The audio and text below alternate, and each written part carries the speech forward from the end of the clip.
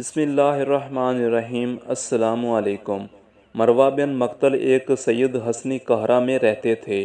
ان کی آنکھوں میں بادشاہ وقت نے سلائی بھروا دی تھی، جس کے صدمے سے دماغ پک گیا اور پھول گیا اور بدبو دے اٹھا تھا، اور آنکھیں بہہ گئیں اور بیچارے اندھے ہو گئے تھے۔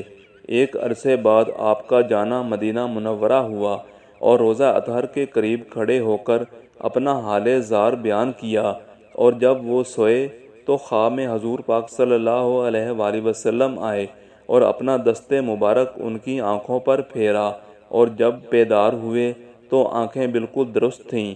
تمام مدینہ طیبہ میں اس بات کا شہرا ہو گیا۔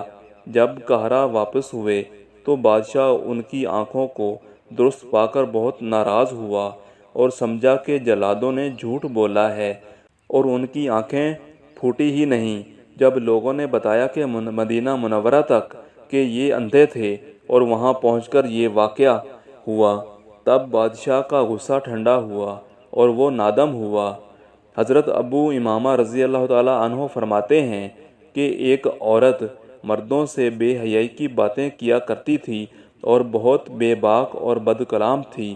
ایک مرتبہ وہ حضور پاک صلی اللہ علیہ وآلہ وسلم کے پاس سے گزری تو حضور پاک صلی اللہ علیہ وآلہ وسلم ایک اونچی جگہ پر بیٹھے خرید دکھا رہے تھے۔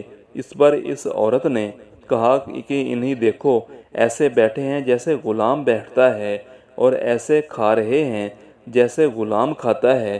یہ سن کر حضور پاک صلی اللہ علیہ وآلہ وسلم نے فرمایا کہ کون سا بندہ ہے جو مجھ سے زیادہ بندگی اختیار کرنے والا ہوگا؟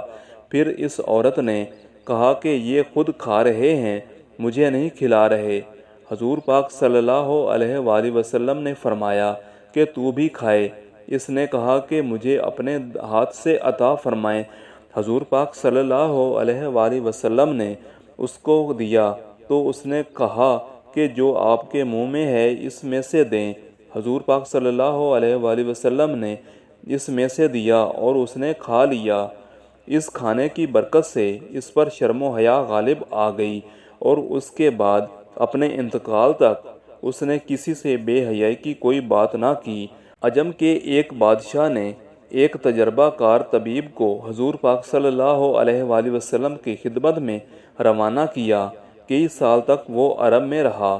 کوئی شخص اس کے پاس علاج کے لیے نہیں آیا اور نہ اس سے علاج کروایا۔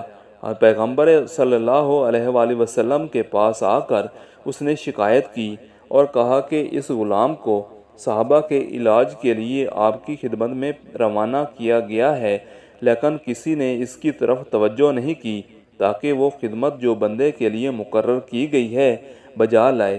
اس پر حضور پاک صلی اللہ علیہ وآلہ وسلم نے فرمایا کہ اس جماعت کا ایک طریقہ ہے کہ جب ان پر بھوک غالب نہیں ہوتی نہیں کھاتے، اور ابھی بھوک باقی ہوتی ہے تو کھانے سے ہاتھ کھینچ لیتے ہیں۔